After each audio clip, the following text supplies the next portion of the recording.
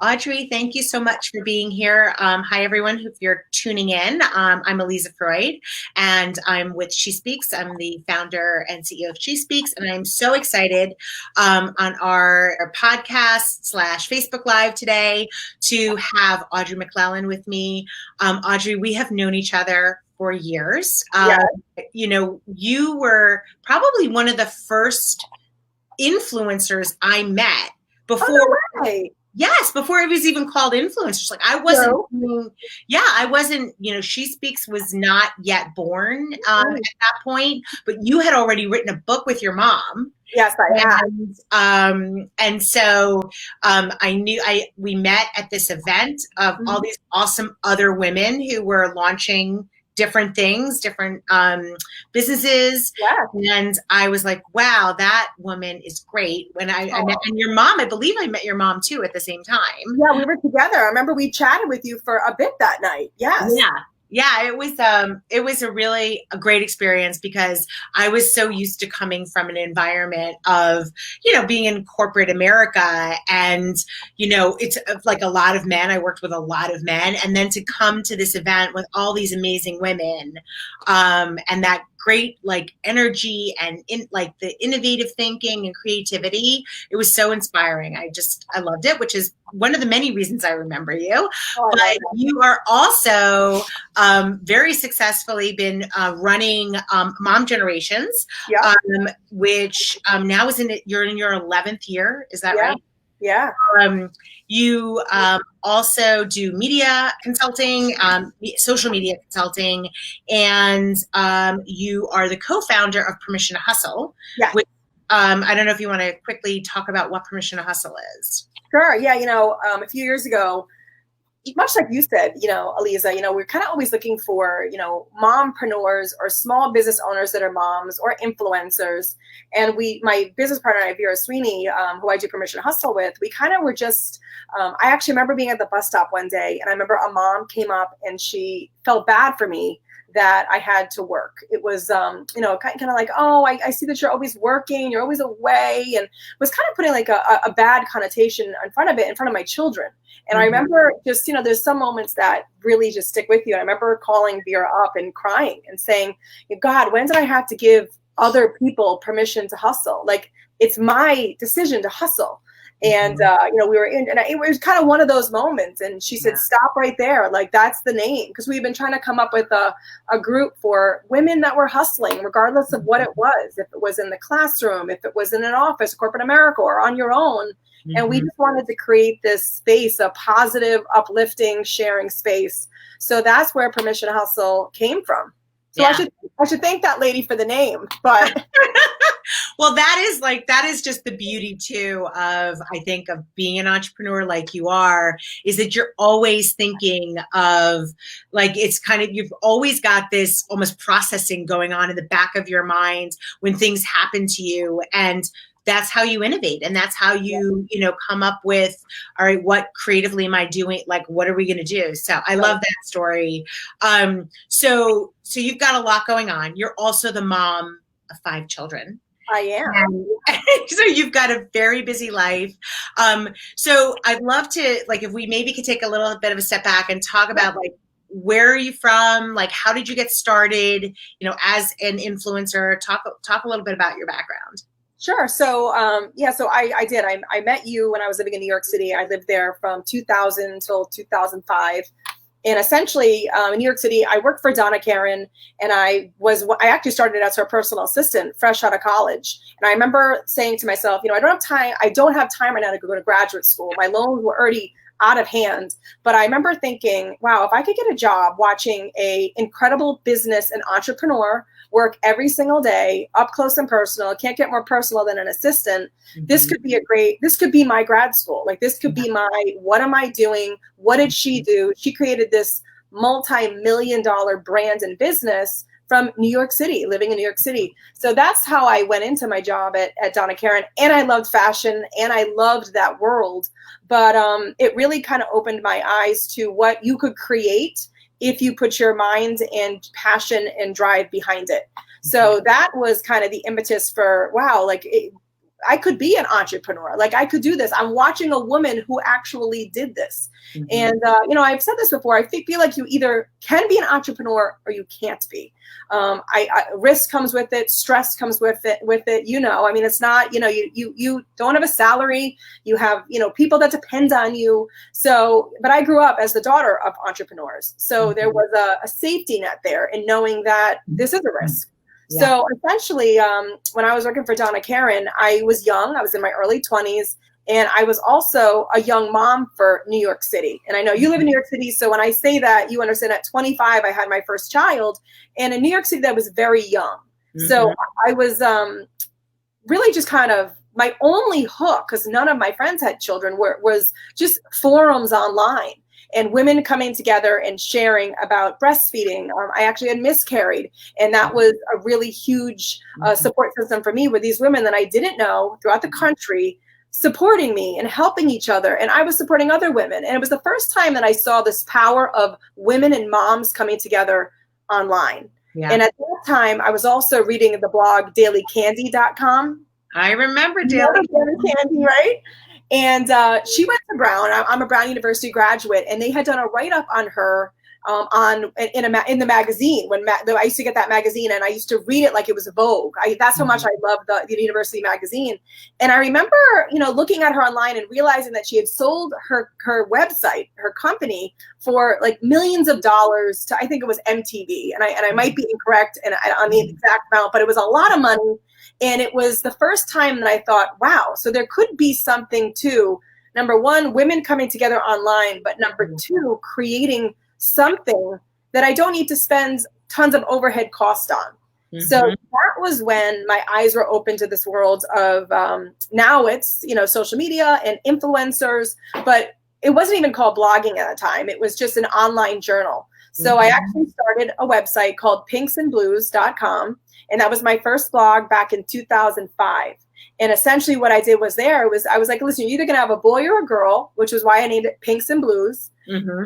And I just talked about, fun things you could do that you were trying to get your body ready for pregnancy. And when you are pregnant, what kind of maternity clothes you could be wearing. And it really was at that point, which I didn't know now, but it was a product review site. Mm-hmm. And it was an actual lifestyle blog, but we didn't know what to call it back then. And at that time, there weren't that many women online sharing stroller reviews or what diaper they use, but there were moms asking it. So that was really my jump into the waters of social media. And then, Aliza, as you know, around that time, 2005, 2006, there were a crop of female motherhood bloggers that started to emerge. And I started to look at the landscape with my mom and my sister, because we created Pinks and Blues together and Mom Generations together.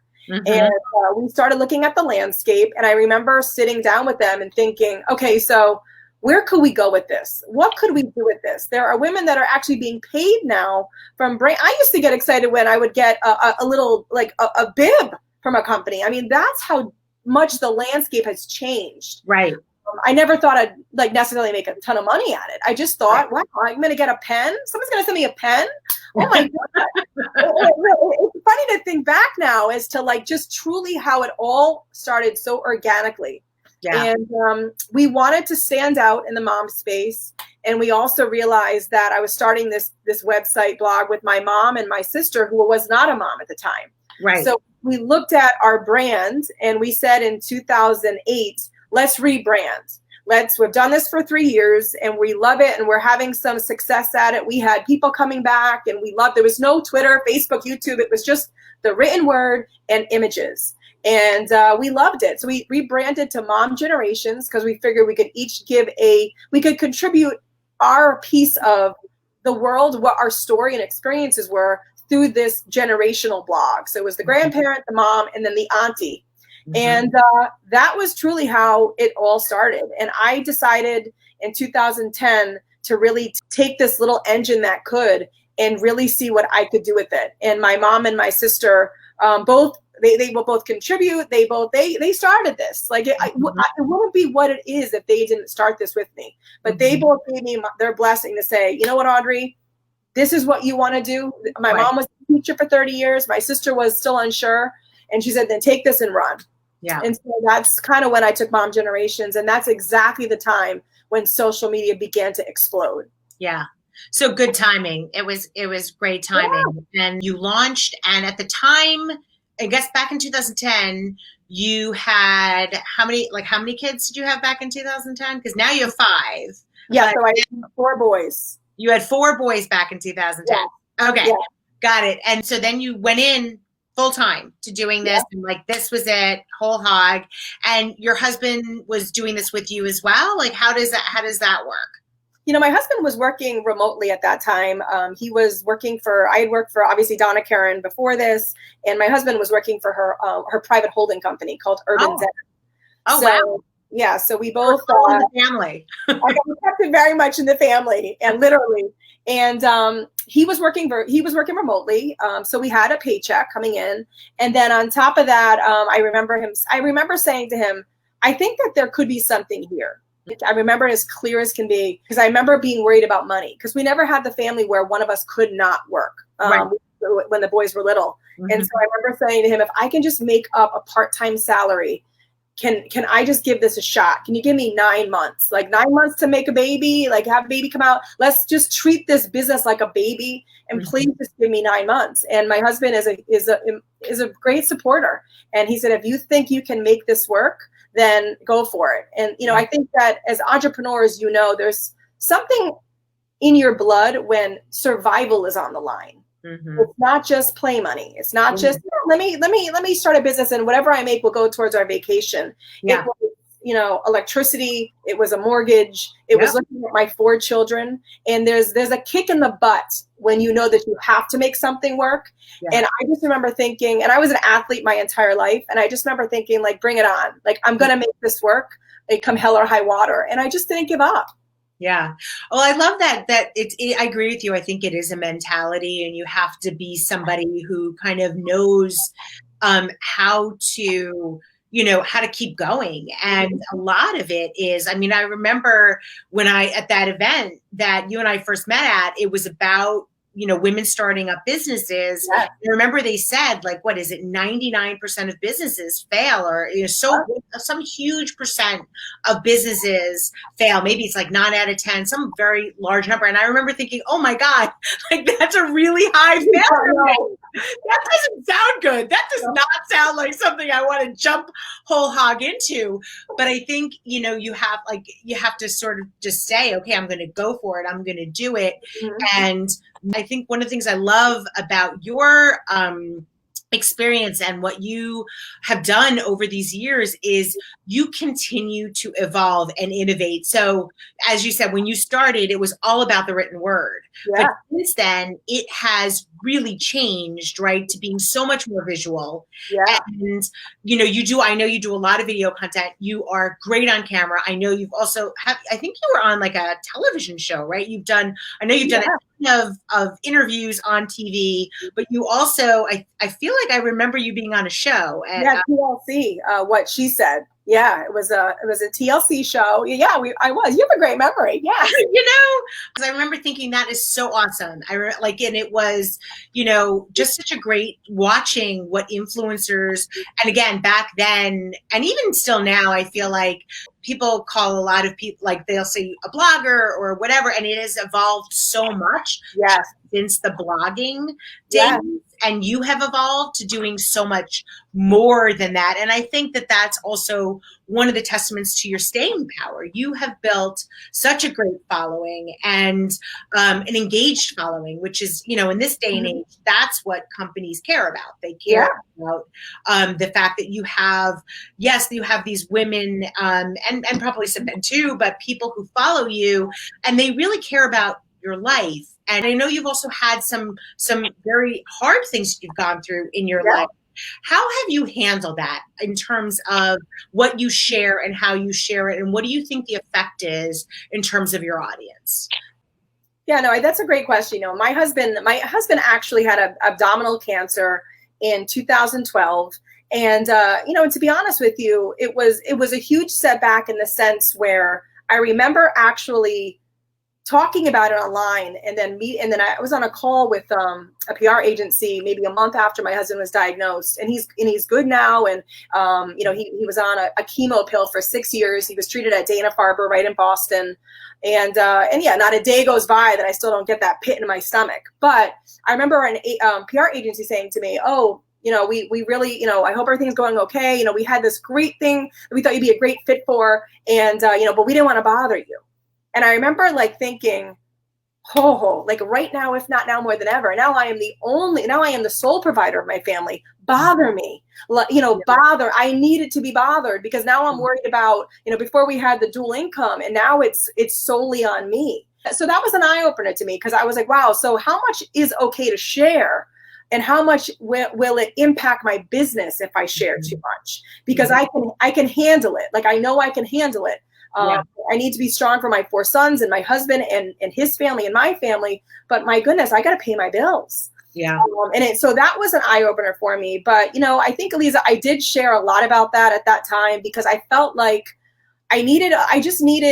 I needed the support of friends. I needed the support of people telling me that, hey, listen, I'm going through a similar situation. Or, and it was almost like during those couple years, I just kind of felt like we had almost like, one kind of thing happened. Like, my daughter was born with a hemangioma on her head. And we had to make sure that it wasn't a brain tumor that was growing internally.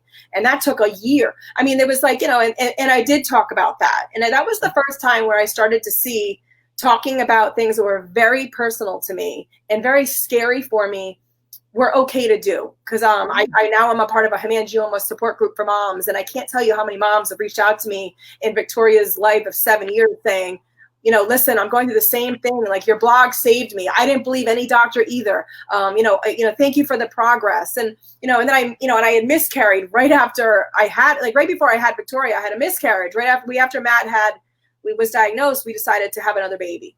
So the joke was, when everybody says to me, oh, you decided to go for the girl. And I always kind of joke. I'm like, oh, if you only knew the story behind it. But, Matt was diagnosed, and we got the go ahead from Dana-Farber that I could try to get pregnant. Yeah. And then I miscarried. And then we finally got pregnant with Victoria. So, it was like a year and a half, 2 years of really tough stuff that I was sharing on the blog, and really hoping that those personal setbacks in my life weren't, number one, going to, hurt my productivity, because I was a sole provider. And number two, wasn't going to affect people from wanting to work with me. Right. And, but, I kind of say, what doesn't kill you makes you stronger, and you kind of keep going. And and I felt like, as open as I was about it, it did start to help, just in terms of people seeing, what, she is still doing it. She's still generating content. She's still working her business. And I was honest, saying, listen, I am an entrepreneur, and I provide for my family. So I'm still going to work, and work was a great thing to throw myself into as well, to be honest with you. Yeah. And, I have to say, I do remember you sharing the experience that in terms of Matt getting sick. And I remember thinking, wow, this is unbelievably brave that she is sharing all of this. And this is back, as you said, back in 2012. Yeah. Now fast forward to today. And I feel like if you're an influencer who does not share that kind of stuff, then your audience is not going, like, so you were almost doing authenticity before authenticity was the word that everyone was using when they're talking about influencers. And I think that is one of those things that one of the many reasons that you've had such great staying power and have been able to build off of it. Like, so you had the mom generations, and then you also, based on that, you had the idea for Permission to Hustle, and you built off of that. I think that a lot of that staying power that you have, and as somebody who's so respected as an influencer in the business, by brands, by, people who kind of know what they're doing, right, do this for a living, is a lot of that is because you just have an instinct for it. You have that instinct of, okay, this is what I think it means to be an influencer, and it's about sharing my life. Absolutely. And you do that so honestly and authentically. And I think that resonates. I think that resonates so much with your audience, and you kind of take people through, because people have now seen you for over 11 years. And obviously with through life stages. Yeah. Right. You're no longer having babies, but you're, raising your kids and all of and you bring people along with you on that journey. Yeah, no, and I've enjoyed it. I've enjoyed having it. It's funny because now more than ever, I'm asked baby questions. I guess, I'm seen as like, the seasoned mom rather than like the new mom. But it is funny how, it's cyclical. You kind of, your life is in cycles and it's the seasons of who you are. And so, yeah, I mean, I just had someone reach out to me that what's the best stroller to use? And I'm thinking to myself, well, I can tell you what I use, but I don't know what innovations have happened in the last 3 or 4 years. But I love that people feel comfortable to ask me that. That's something that I genuinely love. Yeah. Well, and it looks like we have some questions. So I didn't realize what time it was because it's like, I could talk to you for an hour. I'm not talking to you for 30 minutes. Uh-oh. It goes so fast. But you have a question from Summer. She wants to know, how do you make time for everything? Family, work, social life. Like, how do you make time for it all? Because you've got so much going on. Yeah, no, that's a great question. And you know what, Summer, I feel like there's no perfect answer to it. I don't do a great job at it. I kind of feel like if there's a day that one day I'm a great businesswoman, one day I'm a great wife, one day I'm a great mom, and the days that happens, like all three of those things happen in the social life, I mean, it's just a roll of the dice. But the days that all happens, it's like a unicorn day. I think that I'm trying my hardest, especially right now with this. I had a really good friend ask me last night, please tell me that you're stressed right now with this craziness. And I said, you bet. I said, I'm trying to figure out, I want to be a present mom. My kids are in high school now. I don't want to have them say, every time I turned around, my mom was always attached to a laptop. I don't want that. So it's shifting my schedule. It's being creative. And, I love what I do. And I also try to bring my family into as much work as I can too. And my kids have grown up with it. So it's a little bit easier now saying, hey, listen, we're going to do a campaign with X and I need you guys to come with me and we're going to make it fun. Yeah. They know that's my mom was a teacher. She went to school, but your mom does this. Yeah. And, but I try my hardest to balance it all. And I would be lying to you if I said that I totally have it down. I have a great system. I really don't. Every day comes as it is. Yeah.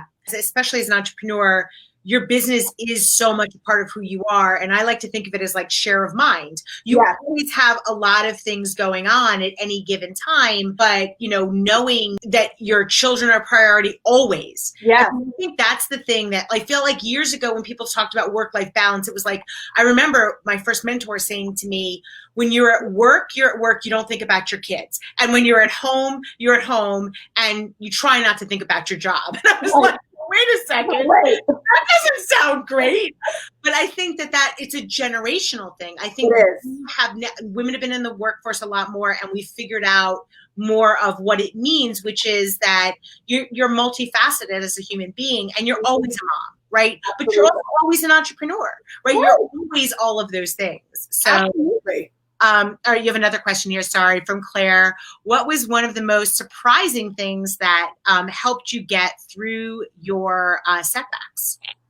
For me, and I think this is it really is an entrepreneurial thing. I genuinely, before my husband got sick, I was making money two ways. And it was usually through brand sponsorships, and it was through an ad network. And it was the first time where I thought to myself, I need buckets of income. I need to make sure that if this one's dry right now, this one could have something dripping in it, and this one could have, and I know it's a really weird visual thing, but I always use the term fishing poles with my husband. And I always say that if I can have 10 fishing poles out, guess what? One of them is going to catch a fish. And that was a surprising thing for me. And that was the impetus to kick my butt to get into events, to get into more consulting, to really look out and say, hey, listen, I've always wanted to I went to school to be a broadcast journalist. And I was like, you know what, let me try to figure out what could I do this more video any way that I thought. And it was all, it's funny. And I know, Lisa, you're the same way, but if you sat down, wrote down on a piece of paper, the various jobs and ways that you earn money as an entrepreneur, people would look at you like you have 10 heads, but entrepreneurs would look at you and say, that's smart, because if this is dry this month, this one might not be. And so, that was a surprising thing to learn from the setbacks, is I never want to feel like I don't have the ability to provide for my family. It's really, it's a providing thing. It's not living in the biggest house or, wearing them like the most, expensive earrings. I just want my children to not have to worry. Right. And I will do whatever it takes as a mother to make that happen. Right. Well, and I think that that's one of those things that, you have, this, you're sort of born to do this. And I think really entrepreneurs are born. I mean, it is what, you can't do anything else. And I think that, was one of the light bulbs for me was when, I thought to myself, I can't do anything else. Like there's nothing else I want. Like, I feel like I have to do this. And then everything else is just part of it. The risk is part of it, all of that. But I love that, and that visual. I do love that visual of like you cast a wide net. Right. And you have as many fishing poles out as you can. Yeah, 20 if you want. Exactly. And something, and then something will always be coming in. Yeah. Okay. It looks here like, you have a question, which is what's the best advice you've received when building your business? I think especially for social media, it's always to look ahead. I know that one of the things that I'm passionate about is, forecasting and digital trends and where we will be 6 months from now or a year from now. And I feel like, since this is a business I decided to go into, it's something that I need to do. And when I look at, the most successful business women that I follow and I look to, I always see them that they seem to always be able to forecast ahead. When everyone's going right, they're going left. When everyone is thinking about one thing, they're looking at other ways to potentially make a larger business or scale. Aliza, you're like that. You've always been like that, and I have always looked towards women that lead that way and say, that is the best business advice I can take from collectively. I jumped on TikTok this past spring, honestly, because 800 million active users are on TikTok. So I remember thinking, as much as moms kept saying, oh, I'm never going to go on TikTok ever, ever, ever. I thought, what, look, I'd be crazy not to be on a platform that has 2 billion downloads or uploads, whatever we want to call it, and all of these active users, and is the fastest growing social media platform right now. Right. So that's always been what I've tried to do. I always joke when Vera and I used to do Getting Gorgeous events, we always used to say, we're going to zig when they zag. That was our little tagline with each other, because we always have tried to be like one step ahead, or look to what potentially could be something. And if it's a dud, it's a dud. But if it's not, you never know what the potential could be if you don't try. Yeah. Well, I love that. And actually, while you were talking, I was thinking to myself, there's a very famous quote by this soccer player who used to be like an amazing soccer player. His name was Pele. I don't know if you ever heard of him, but they said to him, like, how come you're how come you're the best in the world? And he said, I don't go to where the soccer ball is. I go to where it's going. And I feel like I've heard that maybe in other areas as well, but that notion that you have your finger on the pulse of what's happening right now, but also what's on the horizon. And I think because you have that relationship with your audience, you probably have some insight into it that you're doing every single day, right? Mm-hmm. So TikTok, right? You decided to go onto TikTok, and it's because that's where the attention is. And that's how companies have to be thinking about how they do marketing. And it's what, as an influencer, you kind of have that, you have your finger on the pulse of it. So you to go there, maybe faster.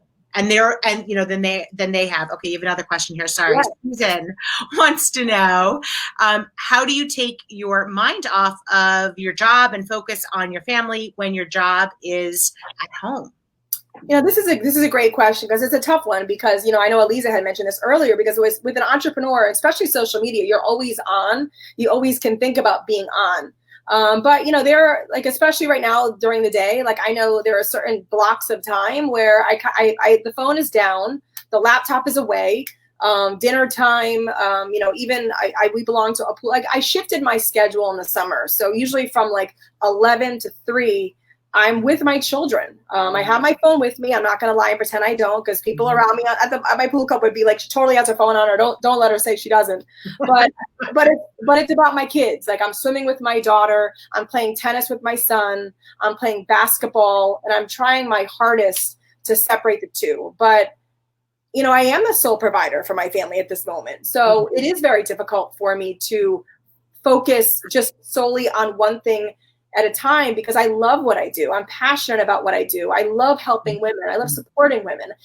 That's how I met Aliza over 15 years ago. Right. It's in my blood. So I genuinely have a passion for it. It's not something that I'm like, oh, great, I got to go on Facebook now and comment and go post something. It's, you know what, I'm really inspired to post this right now. And I guess that's what we all want on a life, right? Is to find that job where we're like excited to do it.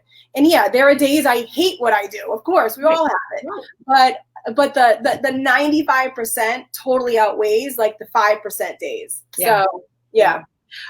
Okay, I love that, and I think it's you know, again, just very real in terms of, you know, what people experience and anything. But at the end of the day, if you love what you do, you figure it out. And that's okay. So we have a winner. Oh, we are giving away, though we've mentioned that at the top, we are giving away the packages. So tell us very quickly so that we can get it in. What is the Backyard Food Company? Because that's what we're giving away as our giveaways. Yeah. So my husband, in 2012, when everything happened, he decided to create a garden in our backyard, and he wanted it to be healthy. He wanted to be, you know, make sure that there was no chemicals, and he really wanted to make sure it was just, he was eating natural, good food. So he created a little garden, but that little garden was a 60-foot by 30-foot garden in our backyard. It was huge. And he started experimenting with recipes from his grandmother, and, you know, just from generations ago. And he created like so many cute little products. He partnered with somebody, and they created called the Backyard Food Company. And now they have 21 products. They're in over 850 stores. Oh my God. That's awesome. And it's you know, salsa, pickles, jams and jellies, apple butter. They're in Whole Foods. They're on Amazon. Like, you can get them. You know, you can get them online at his website. So I asked him if we could give away some packages, and he's going to give away 5 jars, an assorted package of his Backyard Food Company products. That's amazing. Well, I love that. So 2 entrepreneurs. You've got 2 entrepreneurs. We're crazy. No, but it's, I mean, look, it can work really well, obviously. And, well, thank you so much. I really appreciate it. I know that they've already popped up the names of the 2 winners. So thank you so much for, and thank you to Matt for providing the products, for the giveaway. And I think we also are putting the link to, the company's website, so people can go check it out. Audrey, it's always so amazing to talk to you. I love it. You're inspiring, and we really appreciate you spending some time with us today to talk to us. And thank you so much. I feel the same way about you. Oh, and enjoy the rest of the day. Hopefully get some time with the kids too. I will. I know I have a half hour. So see you 3 o'clock, and then I turn into the working mom. All right. Well, good to see you, and talk soon. Thanks. You too. Bye.